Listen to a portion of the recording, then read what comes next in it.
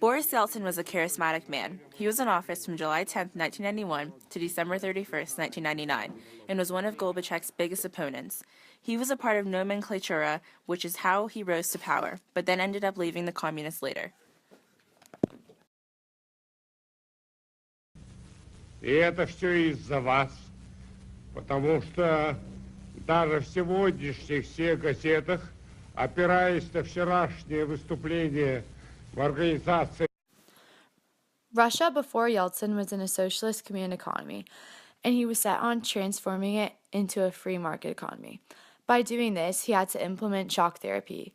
He abolished control of state economy and enterprises and forced them to privatization and also price liberalization. This wasn't necessarily successful. It resulted in a very small group of corrupt people becoming rich super fast and the rest of the population becoming super poor. This is all a part of his 5-year plan. This leads us to the social problems of his presidency. Corruption has already been addressed, but his reforms and changes caused extreme inflation and resulted in an economic collapse. These problems led to many people being unhappy, which in the end resulted in him illegally attempting to dissolve parliament. We'll speak of two possible scenarios now. One is for Yeltsin's massive forces around this building to attack. The other is for Yeltsin simply to wait, for his opposition here to wither away. Bob Abernethy, NBC News, outside Parliament in Moscow. From here, Yeltsin decided to demolish the existing constitution as well as not allowing political opposition. His new constitution augmented the powers on the president to assume a central role in the foreign policy making. It clearly gave the president control of the government. Presidential dominance became even more pronounced in foreign policy. How can Clinton support Yeltsin, who practically tramped our constitution? Yeltsin's primary goal was to create a non-threatening external environment that would be beneficial to his country's economic and political development, which was a part of his 5-year plan. One of his main things he did was write off most of Ukraine's oil debt to Russia. He did this to become a world leader in the global economy, but it did not work out. Yeltsin also did many other drastic changes. He fired the security minister and abolished the security ministry. He reorganized the secret police because he believed they were incapable of being reinforced. And he formed a separate KGB for his republic. He said he did this because he was worried about what a communist would do if one came to power after him. The Communist Party was his major opponents, who most of the time were trying to get him out of office. There were many protests, riots, and a lot of fighting between these two parties at the time, which grew to be a part of their political culture.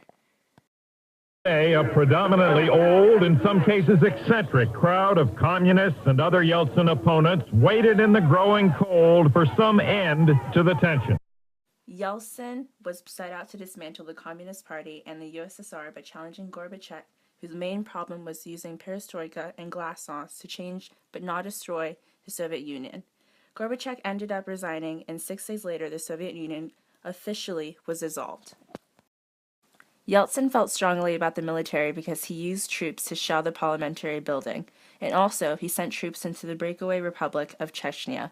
He was typically democratic. He is said to be the father of the rule of law and private property, as well as core freedoms of speech, religion, press, and political association.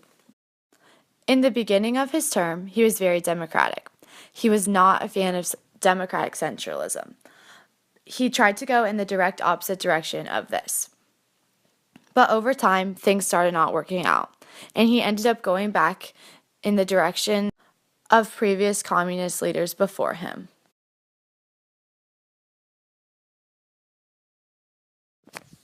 He left office because of heart disease, and at that time, his approval ratings were at 2%. He left the country in the hands of Vladimir Putin. He felt that he could carry on his ideas and also wouldn't punish him for things that he had done. Today, he most likely would not agree with how Russia is run. He wanted to be somewhat more democratic than how it is now, but not completely. But he would probably be okay with how Russia is viewed from the outside because Russia looks very powerful and strong and also looks like a leader in foreign affairs.